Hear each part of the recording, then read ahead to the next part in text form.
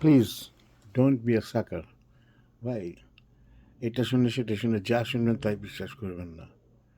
আসলে বাংলাদেশের ঘটনাটাকে একটু বোঝার চেষ্টা করেন।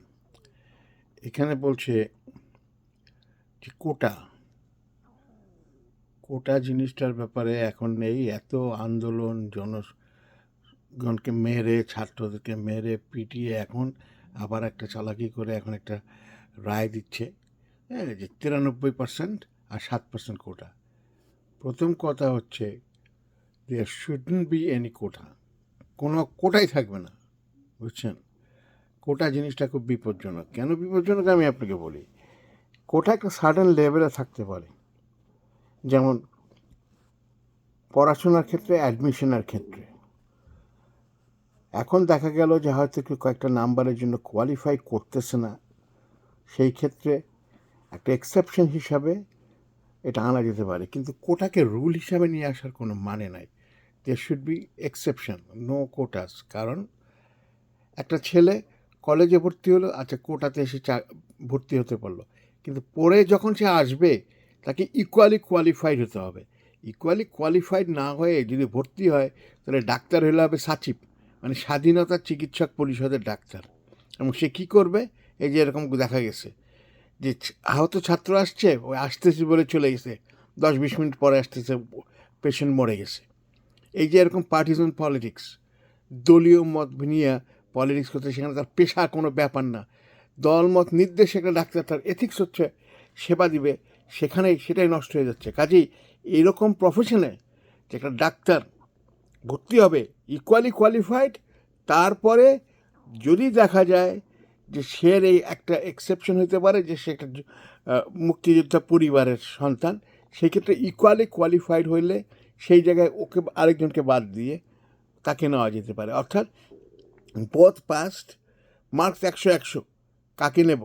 এখন এখানে প্রেফারেন্স দেওয়া যেতে পারে, কিন্তু সেটা হচ্ছে এক্সেপশন হিসাবে, কোটা হিসাবে না। শিক্ষাক্ষেত্রে ভর্তির ব্যাপারে কিন্তু যখন সে কোটা হিসাবে চান্স পাবে, তারপর তুমি নিজেকে গড়ে নাও, পড়ো, নিজেকে গড়ে নাও, ওভাবে আসো। তা নাহলে ইঞ্জিনিয়ার হয়ে তুমি ব্রিজ ভাঙ্গা করবা, ডিজাইন করবা, হ্যাঁ। ওই পড়াশোনায় ফাঁকি দিয়ে এই সুবিধা, এইগুলি মোটেও হতে পারে না। আরেকটা জিনিস হচ্ছে মুক্তিযুদ্ধের ভাতা 20,000 টাকা মান, আচ্ছা এখন তার ছেলে পাবে, নাতি পাবে, পুতি পাবে, এটা কি জিনিস? এটা কি কোনো কথা হলো? একটা মানুষ কত কষ্ট করতেছে, কত পয়সা খরচ করে পড়াশোনা করে বিশ্ববিদ্যালয়ে, তার বাবা মার কী অবস্থা হয়, তারপর ভর্তি হয়ে চাকরি ক্ষেত্রে যায়, ও মা, কোটাতে চলে যাচ্ছে, হ্যাঁ। আর এই যে 20,000 টাকা করে মাসে আবার 2টা বোনাস দিয়ে, 2,68,000, 2,40,000, আরও 40, 2,80,000, হ্যাঁ।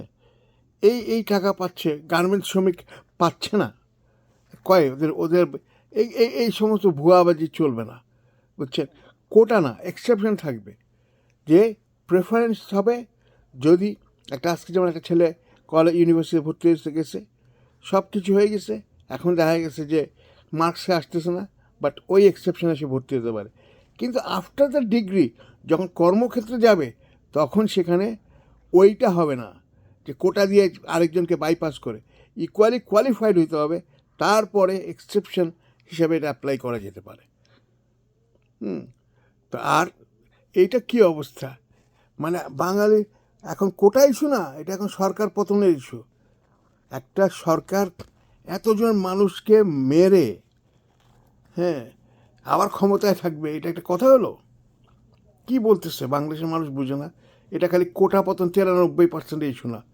Government has to step down, government has to step down. একটা মানুষ এত মানুষকে মেরে ক্ষমতায় থাকতে পারে না, দ্যাটস নট ডেমোক্রেসি।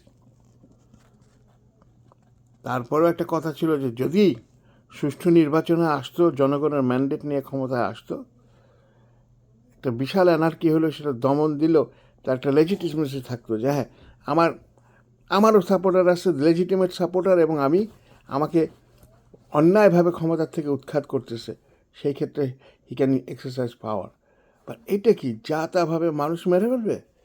এটা কি মানে সে কি দেশটা ওন করে, দেশের মানুষকে ওন করে, মানুষের জীবনও ওন করে? No no no no no, no more, enough is enough. আমি একসময় ছাত্রলীগ করতাম, যখন আমি ঢাকা কলেজে পড়ছি। Now I hate Chhatra League, I hate Awami League, I don't want any Awami League government, no, they has to step down, that's it, period.